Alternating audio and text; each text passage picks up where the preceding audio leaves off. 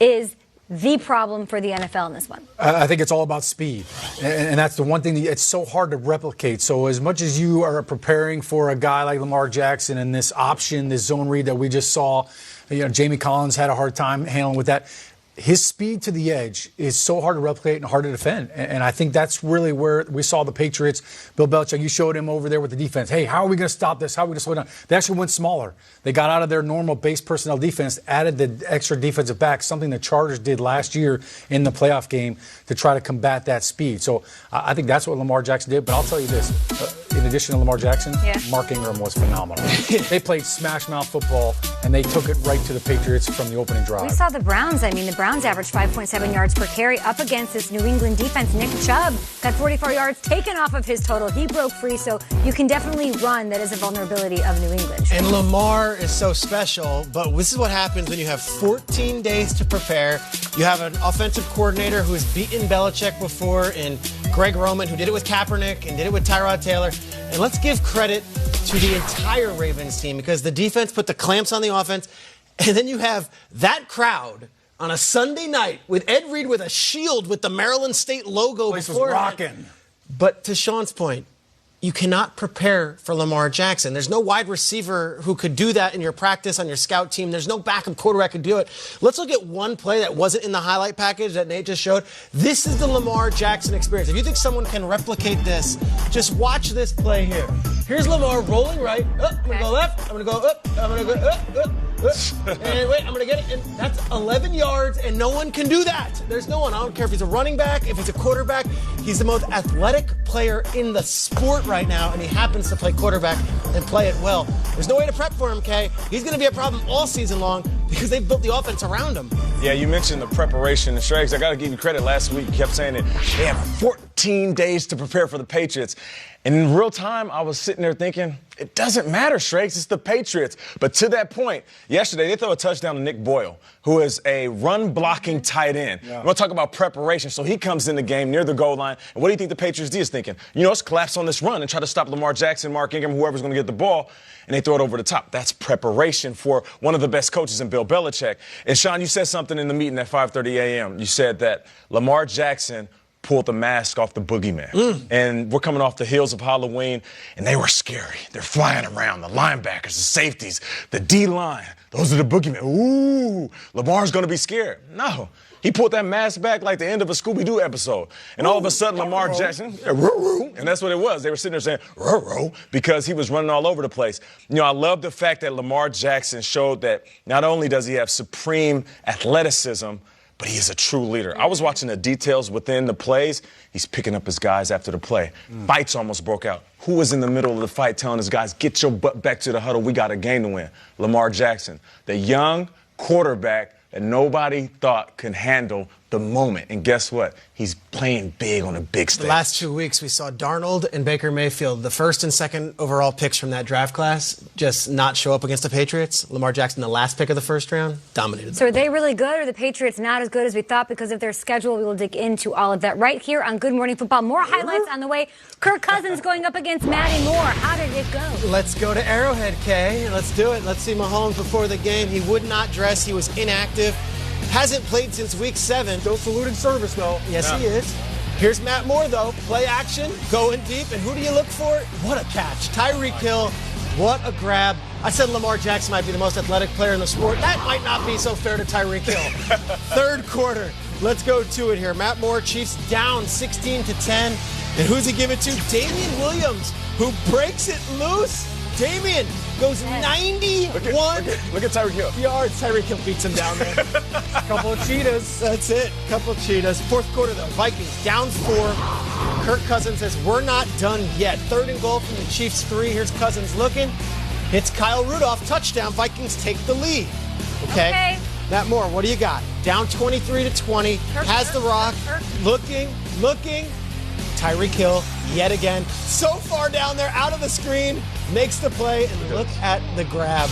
Tyreek is something special, and he is healthy. Pat Mahomes will be returning. He'll be healthy, too. Here we go, though. Ensuing Chiefs possession. 55 seconds left. Tie game. Moore finds his man. Let's bring out Kelsey because he would have 7 yards, 7 catches, 62 yards. Let's get one more to Tyreek for 13 yards. And let's bring out the kicker, Harrison Butker, who's been money since he got to Kansas City. Lines it up, 44 yards away for the win. No Patrick Mahomes, no problem. Chiefs, they hold serve. They get the field goal and the victory. Huge win in Arrowhead. Here's Chiefs quarterback Matt Moore and head coach Andy Reid after finally getting a win at home. It's exciting. I mean, it gets the juices flowing, obviously. This is an emotional game. The emotions were all over the place today.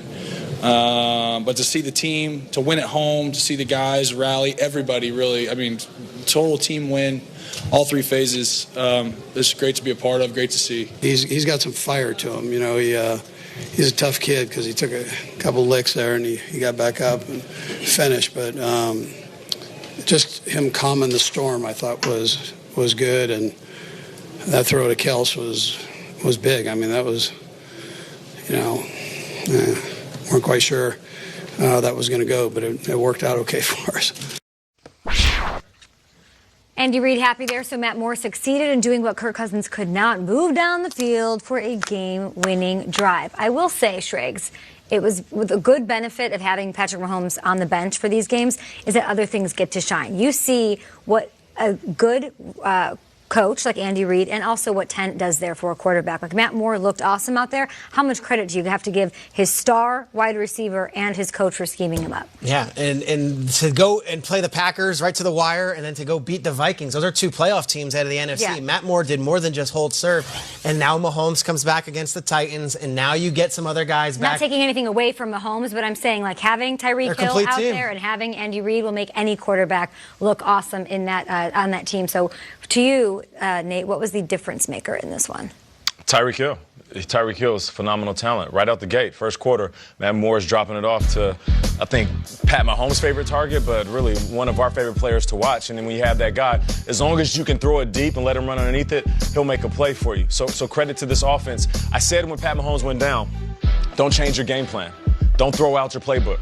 And Sean, you know this, being a player, sometimes offense coordinators, they'll outthink themselves. One guy goes down and all of a sudden you're running a completely different offense. I think Andy Reid looked at his team and said, we still got the skill set, we still have the technology, so let's go down there and throw the ball downfield. I thought Andy Reid did a great job with the game plan, obviously finding ways to get Tyreek Hill and let that speed take advantage. But when you look at Matt Moore, I mean, Big Red's loving him like candy. Yes, yeah. That's Mandy Moore reference right there. Yeah, Big Red. Red. He did some things with his legs, too. It wasn't just, hey, that was all design. Like, he bought a little time. He slid around to the right and the left. Like 17-year-old Mandy Moore. That was way back. Way back. Not discussed Mandy Moore. No, not that way. No, she looks different. It's still, you had a better reference than Kyle's made in 2 years on the show, so we'll take it. We love you, Kyle. I think when you look at this Chiefs offense, they did a great job. Yeah. But to be honest with you, I was really disappointed with the Vikings defense. Like, to see Matt Moore making those throws and Tyreek Hill basically, I mean, the Vikings defense, they've got some of the best corners in the league. That run that you showed on the highlight, the 91-yard run, I have no idea what the safety was doing. He got juked out. Harrison Smith was doing it here. Watch number 41 come in right here. Whoa.